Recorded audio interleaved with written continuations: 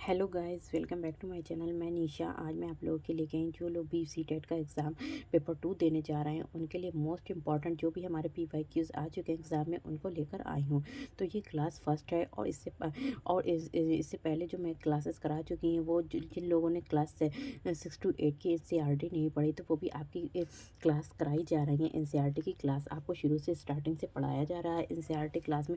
और वो सभी जो हमारे क्लास 6 और 7th और 8th में जो भी हमारे हिस्ट्री है और आपकी ज्योग्राफी है और क्या है आपका जो पॉलिटी, वो सभी की क्लासेस कराई जा रही हैं। तो चलिए स्टार्ट करते हैं। तो ये क्लास फर्स्ट है। तो हम यहाँ से स्टार्ट करते हैं। जो हमारे 2011 में एग्ज़ाम हुआ था उसमें जो क्वेश्चंस पूछे गए थे तो वो क्वेश्चंस मैं लेकर आई हूँ। तो देखिए, जो भी हमारे इस सी टेट में पूछे जाते हैं वो सभी हमारे पी वाई क्यूज़ ही पूछे जाते हैं। और आप अगर पी वाई क्यूज़ को पढ़ लेते हैं, अच्छे से तैयारी कर लेते हैं तो आपका फर्स्ट अटैम्प्ट में ही एग्ज़ाम क्लियर हो सकता है। तो चलिए स्टार्ट करते हैं। तो क्वेश्चन नंबर हमारा है 91 है।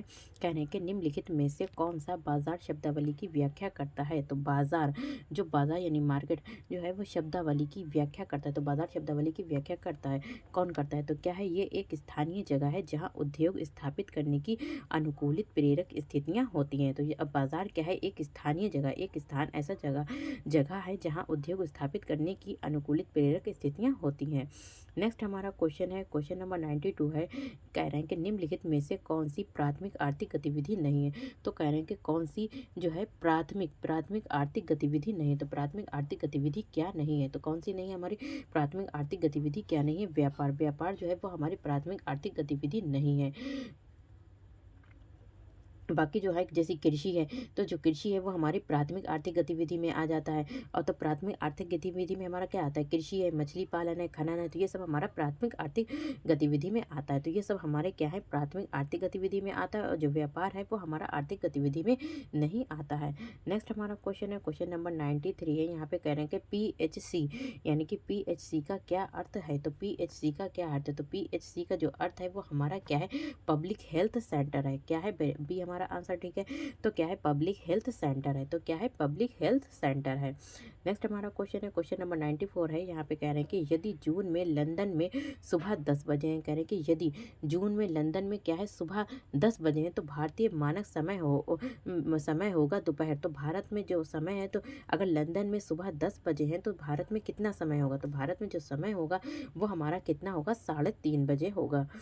नेक्स्ट हमारा क्वेश्चन है, क्वेश्चन नंबर 95 से लेकर 96 है। देखिए, नीचे दिए कुछ अनुच्छेद को पढ़ने के उपरांत अगले दो प्रश्नों को उत्तर देने के लिए सबसे उचित विकल्प चुनिए। तो कौन सा यहाँ पे एक जो यहाँ पे पैराग्राफ दे रखा है, जैसे कि 19वीं सदी के आखिर तक खुद महिलाएं भी सुधारों के लिए बढ़ चढ़कर प्रयास करने लगी। कह रहे हैं कि 19वीं जो सदी थी उसकी आखिर में जो थी, जो महिलाएं स्त्रियां थी वो क्या थी, वो सुधारों के लिए तो वो चाहती थी इम्प्रूव हो, तो उसके लिए बढ़ चढ़कर प्रयास करने लगी। उन्होंने किताबें लिखी। किसने लिखी किताबें? स्त्रियों ने क्या लिखी? किताबें लिखी, पत्रिकाएं लिखी, निकाली, स्कूल और प्रशिक्षण केंद्र खोले तथा महिलाओं को संगठित किया।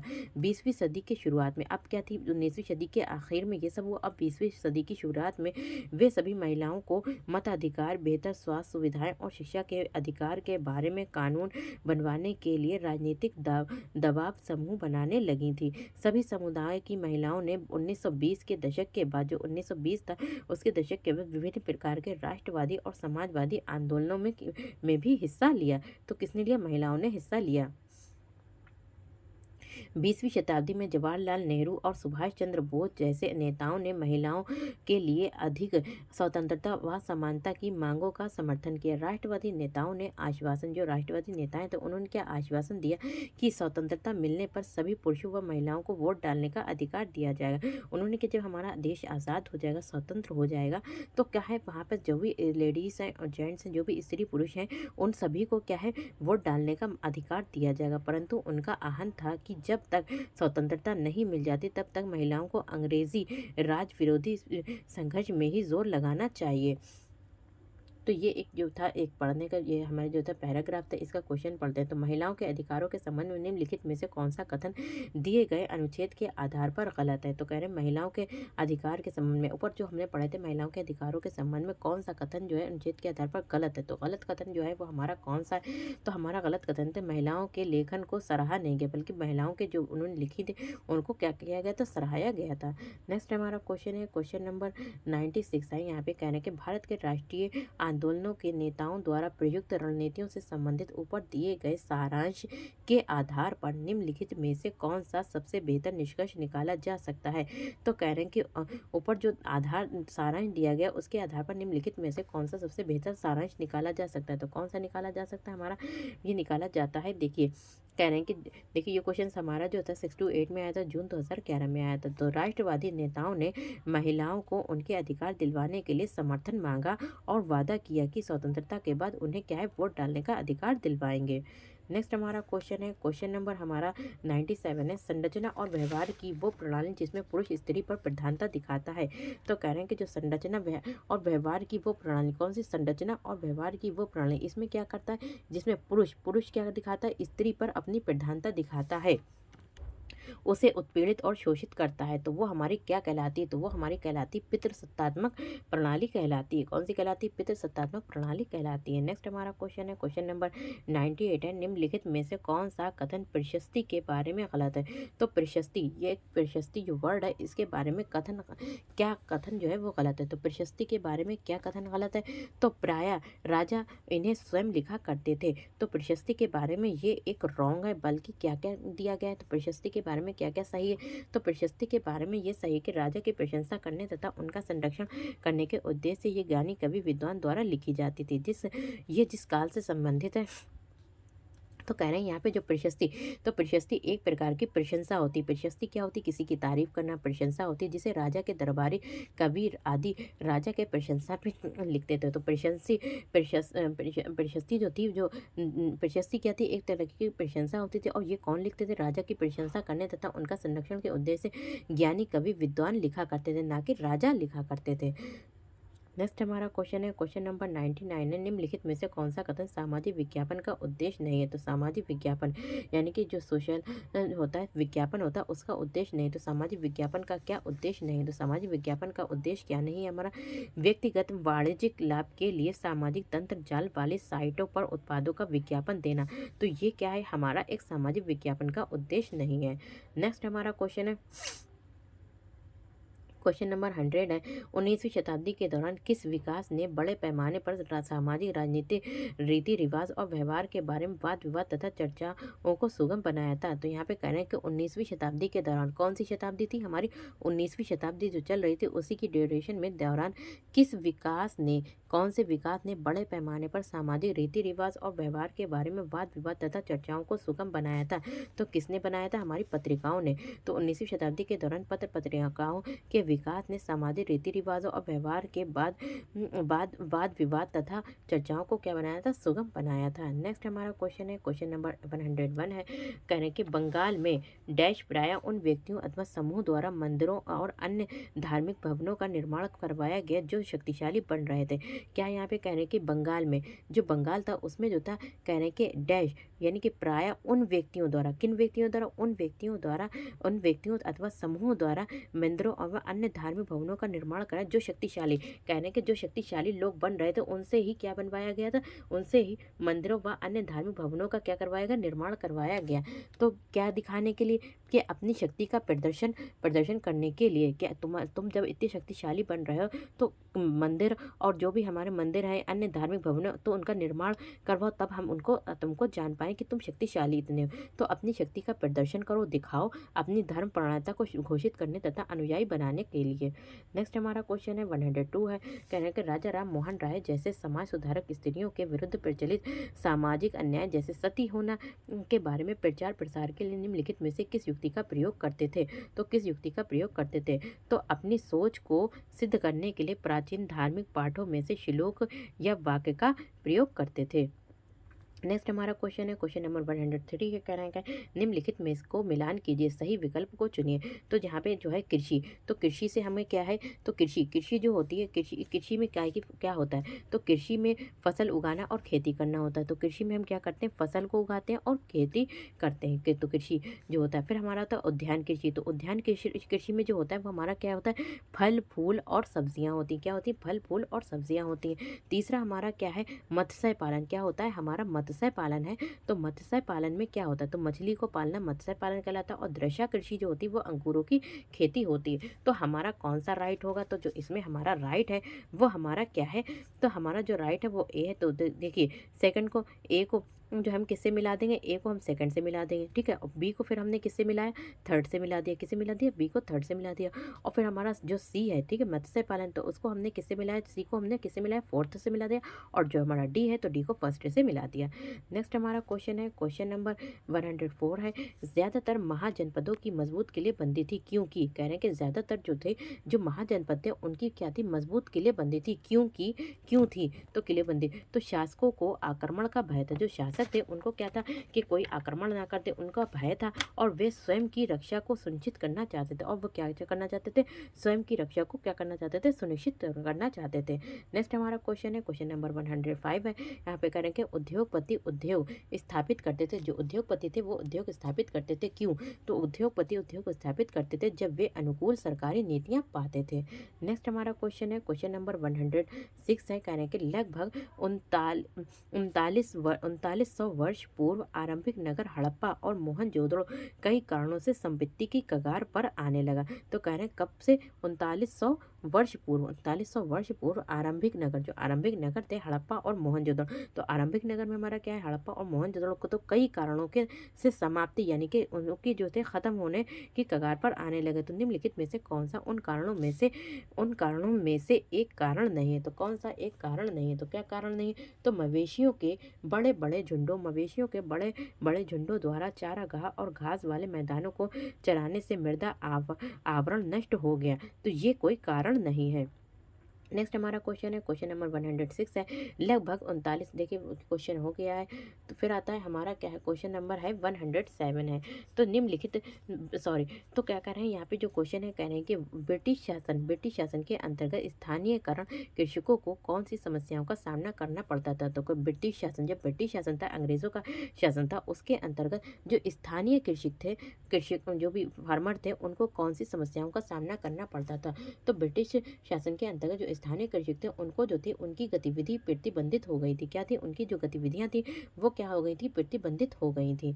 नेक्स्ट हमारा क्वेश्चन है क्वेश्चन नंबर 101 है 8 है मध्यकालीन भारत में, मध्यकालीन यानी कि जो हमारा एक था प्राचीन भारत था, फिर हमारा मध्यकालीन भारत था, फिर हमारा क्या आधुनिक भारत। तो जो हमारा बीच का था मध्यकालीन भारत था, उसमें क्या था, मंदिरों को डैश के केंद्र के रूप में माना जाता। तो मंदिरों को किसके डैश के केंद्र के, तो सांस्कृतिक गतिविधियों के केंद्र के रूप में माना जाता था। नेक्स्ट हमारा क्वेश्चन है क्वेश्चन नंबर 109 है।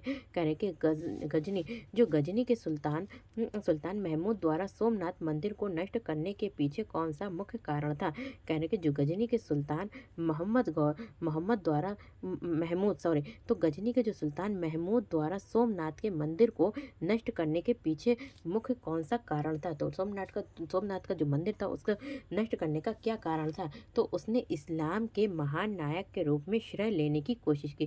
किसने, जो गजनी के सुल्तान मोहम्मद जो था उसने क्या किया था, उसने इस्लाम के महान नायक के रूप में श्रेय लेने की कोशिश की। तो गजनी के सुल्तान, तो कह रहे हैं कि उसमें जो आक्रमण हुआ था गजनी के सुल्तान महमूद गजनवी का भारत पर सबसे बड़ा आक्रमण सोमनाथ मंदिर पर था। तो इसका मुख्य उद्देश्य स्वयं को इस्लाम के महानायक के रूप में श्रेय लेना था। वो इस्लाम के प्रचार तथा धन की तलाश से भारत पर कई आक्रमण किए थे।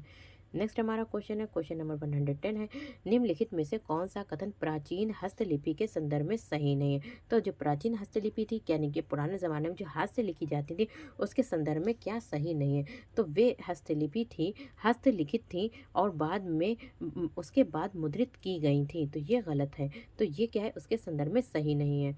नेक्स्ट हमारा क्वेश्चन है क्वेश्चन नंबर 111 है, से लेके हमारे जो 13 तक दे रखे हैं इनको हमें पढ़ना है। तो एक चिट्ठी आपके नाम, क्या है, एक चिट्ठी, शायद आपने अपने छात्र छात्राओं या बच्चों को कहते सुना होगा कि नागरिक शास्त्र बड़ा बोरिंग है। तो कह रहे हैं कि शायद तो अपने नागरिक शास्त्र क्या है बड़ा बोरिंग है। हो सकता है कि आपको भी लगता हो कि बात में दम है। अपने देश में नागरिक शास्त्र के पाठ्यक्रम में शासन की औपचारिक राजनीतिक संस्थाओं की जानकारी पर जोर रहा है। पाठ्य पुस्तक में संवैधानिक कानूनी और पेचीदगियों के नीरस और उबाऊ ब्यौरे भरे रहते हैं। ज़ाहिर है ऐसे में बच्चा जो कुछ अपने वास्तविक जीवन में देखता है और जो बातें किताबों में पढ़ता है, उनके बीच तालमेल नहीं बैठा पाता। शायद इसी कारण हमारे किशोर किशोरियों को नागरिक शास्त्र की पढ़ाई क्यों लगती बोरिंग लगती है, तो क्योंकि उन्हें अच्छे से समझ में नहीं आ रहा है। जबकि वास्तव में स्थिति ये है कि हमारे देश के नागरिकों की राजनीति में भागीदारी और रुचि बहुत गहरी है। तो अब हम इसका क्वेश्चन पढ़ते हैं। तो कह रहे हैं कि इस अनुच्छेद में तालमेल नहीं बैठा पाता। जो तालमेल नहीं बैठाता वाक्यांश किस संदर्भ में प्रयुक्त हुआ है। तो तालमेल अगर नहीं बैठा पा रहा है तो क्या है, इसमें जो बता रहा है कि वास्तविक जीवन में क्या है। देखिए, जो किताबों में आप पढ़ रहे हैं तो आपको नहीं समझ में आ रहा है, लेकिन आप उसको वास्तविक जीवन से जोड़ कर पढ़ रहे हैं तो आपको वो अच्छे से समझ में आ जाता है।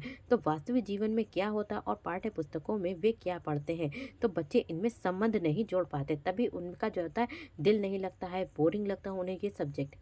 नेक्स्ट हमारा क्वेश्चन है, क्वेश्चन नंबर 112 है। नागरिक शास्त्र की पाठ्य पुस्तकों में विषय वस्तु जो भी हमारा कंटेंट दे रहा था, तो वो नीरस और उबाऊ प्रस्तुति, जो नीरस और उबाऊ है, तो प्रस्तुति को शिक्षक डैश के द्वारा जीवांत बना सकता है। तो कह रहे हैं कि जो नागरिक शास्त्र की पाठ्य पुस्तक में जो विषय वस्तु है, कौन सी विषय वस्तु, नीरस और उबाऊ, तो उसको जो है एक शिक्षक एक अच्छा उसमें क्या डाल सकता है, जान डाल सकता है, जीवांत बना सकता है। तो कैसे बना सकता है, तो कैसे बना सकता है, वास्तविक जीवन के उदाहरण और किस्सों पर वाद विवाद चर्चा करते हैं। यदि जो टीचर है, शिक्षक है, अगर वो उनको जो है वास्तविक जीवन के उदाहरण दे और किस्सों पर वाद विवाद करे, तो वो जो नीरस और उबाऊ चैप्टर है वो उसको कैसे बना सकता है, उसमें जीवंत बना सकता है। नेक्स्ट हमारा क्वेश्चन है, क्वेश्चन नंबर 113 है।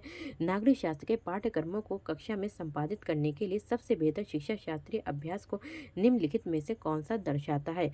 तो कह रहे हैं कि जो नागरिक शास्त्र के पाठ्यक्रमों को, जो नागरिक शास्त्र के पाठ्यक्रम है, पर नागरिक शास्त्र के पाठ्यक्रम को कक्षा में, जो नागरिक शास्त्र है, सिविक्स है, जो हमारा पॉलिटी सिविक्स है, तो उसके जो पाठ्यक्रम को कक्षा में संपादित करने के लिए सबसे बेहतर शिक्षा शास्त्रीय अभ्यास निम्नलिखित में से कौन सा दर्शाता है। तो कौन सा हमारा दर्शाता है, तो क्या शिक्षिका अपने विद्यार्थियों को युवा संसद में शामिल करती है। तो जो शिक्षिका है, टीचर है, तो अपने विद्यार्थियों को काय में शामिल करती है, युवा संसद में शामिल करती है। और वास्तविकता में वे क्या देखते हैं कि इनके साथ पाठ्य पुस्तक में दी गई विषय वस्तु का आलोचनात्मक विश्लेषण करने के लिए प्रेरित करती है। नेक्स्ट हमारा क्वेश्चन है, क्वेश्चन नंबर 114 है।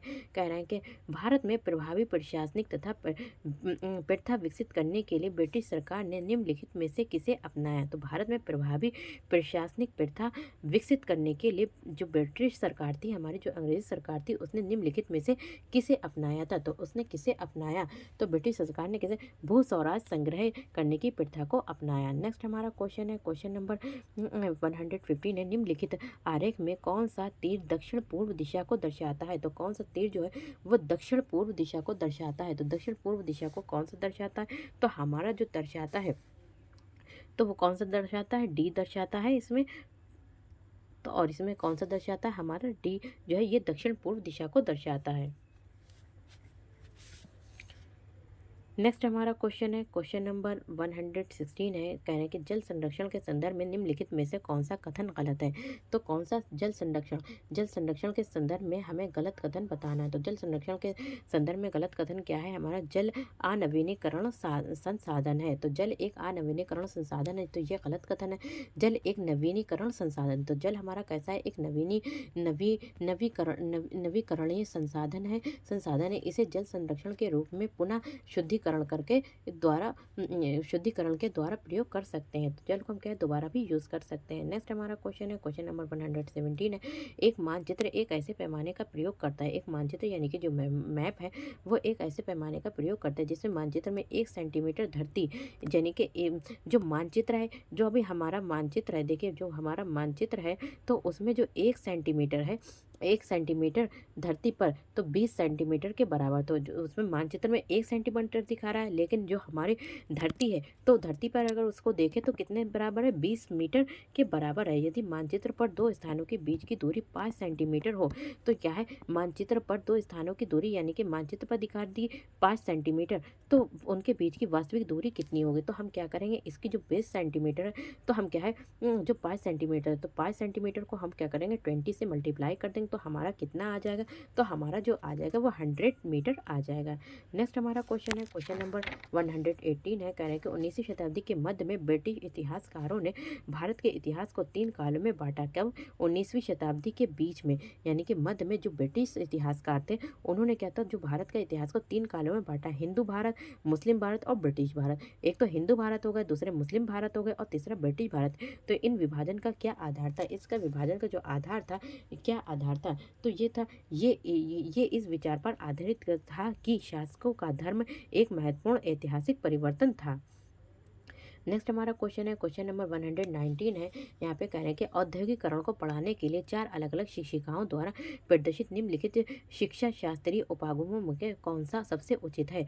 तो कह रहे हैं कि जो औद्योगिकरण इंडस्ट्रीज़ है, तो उसको पढ़ाने के लिए 4 अलग-अलग टीचर्स ने क्या किया, प्रदर्शित निम्नलिखित शिक्षा शास्त्रीय उपागमों से निम्नलिखित में से सबसे उचित है। तो कौन है? तो शिक्षिका को यहाँ पे क्या है, तो शिक्षिका शिक्षिका शिक्षा शास्त्र के बहु उपागमों से परिचित है। तो शिक्षिका शिक्षिका जो है वो शिक्षा शास्त्र, जो भी हमारे शिक्षक शास्त्र है, उसके उपागमों से क्या है, परिचित है। और वो क्षेत्र तो और वो अवधारणाओं को प्रदर्शित करने के लिए नज़दीकी क्षेत्र के उद्योगों का भ्रमण करने की योजना बनाती है। समूह में मुद्दों पर चर्चा और वाद विवाद करवाती है और बाद में पूर्ण रूप से उपसंहार करते हुए निष्कर्ष निकालती है। नेक्स्ट हमारा क्वेश्चन है, क्वेश्चन नंबर है 120 है। नील खेती की 2 प्रमुख प्रणालियाँ थी। तो नील खेती की जो 2 प्रमुख प्रणालियाँ थी वो कौन सी थी? तो नील खेती की जो 2 प्रमुख प्रणालियाँ थी वो हमारी कौन सी थी? क्या थी? निज और रहती थी। क्या थी? निज और रहती थी। तो वीडियो पसंद आए तो like share subscribe my channel. ये मैंने आपके 30 क्वेश्चंस करा दिए हैं और बाकी मैं नेक्स्ट वीडियो में कराऊंगी। तो चलिए, तो जब तक के लिए मैं आप लोग अपने अच्छे से प्रिपरेशन कीजिए। मिलते हैं नेक्स्ट वीडियो में। और जो लोग भी एनसीईआरटी पढ़ना चाहते हैं वो भी आपके इस चैनल पे मिल जाएगी।